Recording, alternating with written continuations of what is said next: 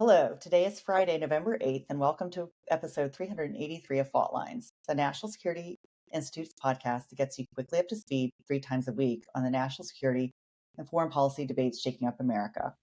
I'm NSI's Deputy Executive Director, Martha Miller, joined today by NSI Senior Fellows Bishop Garrison and Morgan Benia, along with NSI CTC Fellow Jeffrey Wells. Today, we're tackling a major political and economic crisis in Germany that could reverberate far beyond Europe. Just a day after Donald Trump's election victory, German Chancellor Olaf Scholz announced a confidence vote scheduled for January 15th, one that is likely to fail and lead to early elections as soon as this spring. Scholz's coalition government has collapsed. The traffic light coalition of Social Democrats, Free Democrats, and the Greens was already in trouble as Germany faces what economists are calling a full-blown economic crisis. Like many divorces, it came down to finances. Now, ex-finance Minister Lindner had pushed for sweeping economic reforms, public spending cuts, tax relief, and deregulation to kickstart growth, but the SPD and Greens, focused on protecting climate and social spending, couldn't reconcile with his vision, leading to the coalition's collapse. Now, Scholz is running a minority government that will likely lose the confidence vote, and Germany is likely to go to the polls in March. Right now, polls are showing his SPD trailing far behind conservative CDU, the center-right CDU party, and the far-right AfD, with the populist BSW party also rising in popularity as frustration among the public mounts.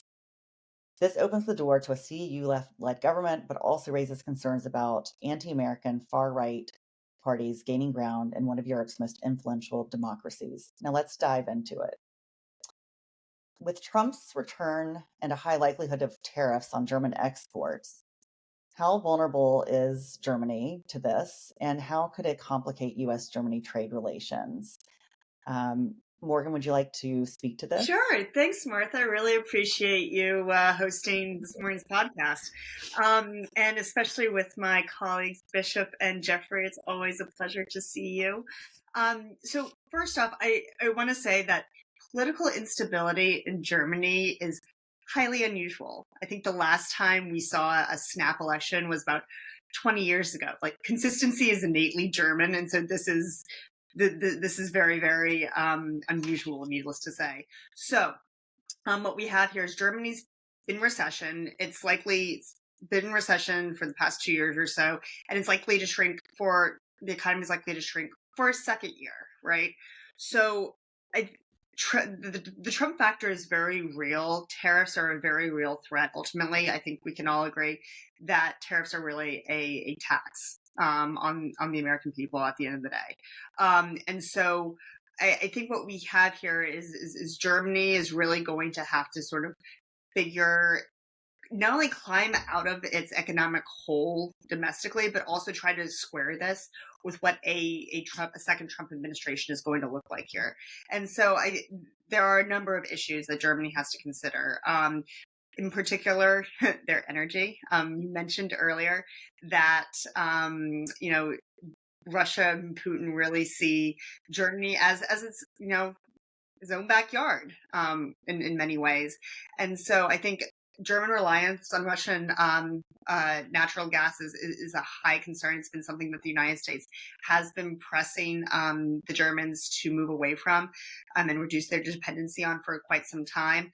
That has yielded mixed results, right? And so ultimately, Germany is going to have to try to find a way to play nice with the Trump administration on a variety of fronts, not just given their own economic circumstances, but from the security aspect as well, including NATO, which we can always get into later. Jeffrey, sorry, Bishop, you were nodding your head. Would you like to share your thoughts? Because I'm right, Martha.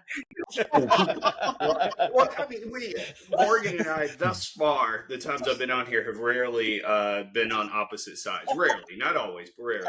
Wonderful to see all of you as well. Listen, and we talked a little bit about this before we started off today. There are still a lot of questions that linger and will continue to linger at least through the first couple of months of the Trump administration. regarding how the United States is going to play with its allies and its adversaries alike. To be quite frank, I mean, we're looking at the reshaping of what we've come to know as the liberal world order, and we have to understand that that is going to have a lot of economic consequences with it as a part of it. There's going to be a realignment.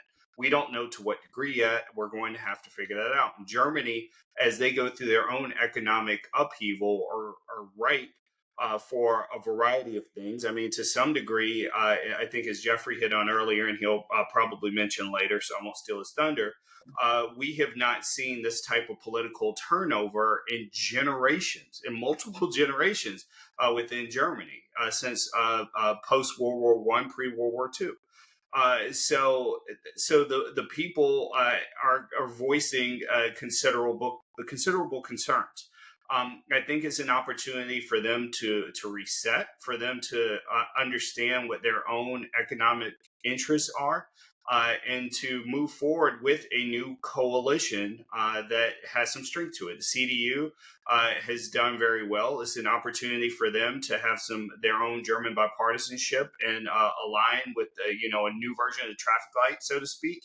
And to really lean in on, well, what do we want our economic interests to be for some level of longevity and stability economically here. And finally to Morgan's last point, where I really was nodding my head on, this is an opportunity for them to look for more energy independence.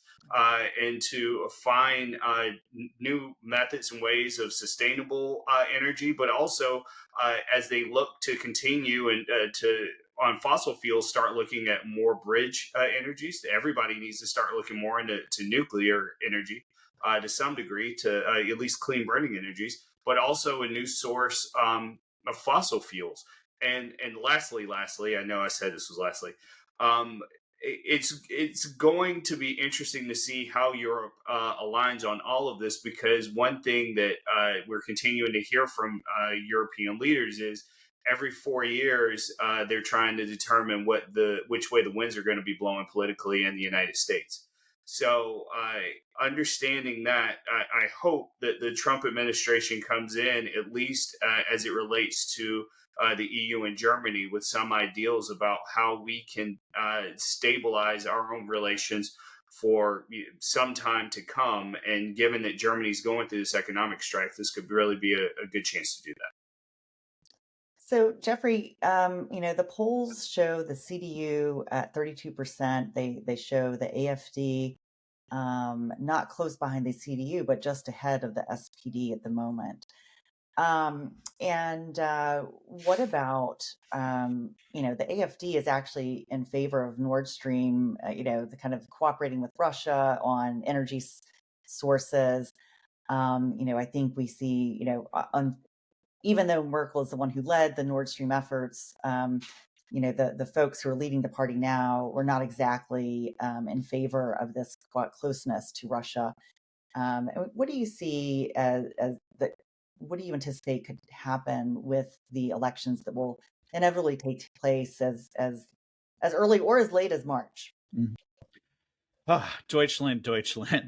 I think they're having a Godfather Part 2 moment here, especially with this dynamic of betrayal and internal conflict between Scholz and Lindner that was built on pragmatism rather than mutual trust and shared ideals. And Germany is the economy of 25% of the economy of Europe, and as Morgan pointed out, the stability of Germany is important. The current coalition is kaput, and I think this gives, in delaying the elections, gives the far right, the AfD and other far right parties a Corleone moment in European politics as well as German politics. And as we were talking beforehand, 100 years ago, another far right nationalist party only polled at 6.6%. And as you've pointed out, AfD is polling at 22%, and then if we add on some of the other right coalitions, we're getting at numbers that are much higher. We haven't seen since 1932, and that creates some uncertainty in my part. And it's part of a broader nationalist surge, I think, as we look across Europe. I mean, we're seeing Italy's brothers of Italy rising in power. Marie Le Pen, her nationalist rally keeps France's traditional leaders on edge. And with Germany's turmoil sparking, this clash of the Alpha-Hund factions across the continent, nationalist movements are shifting Europe's character in general, and turning issues like immigration, sovereignty, and EU policy into territorial disputes, which sounds suspiciously like 100 years ago. And these parties are pushing their nations further from Brussels, and further from unity, challenging EU norms. And I think that as Germany, the largest economy, as I said, it was always been the stable anchor of Europe. And as it continues to fracture, I think with now, especially with this stoplight coalition at halt, the ripple effect could turn the EU into a patchwork of competing interests, with each faction pulled in its own direction. And that is going to be incredibly challenging for Europe, and it's going to be incredibly challenging for the Trump administration to deal with.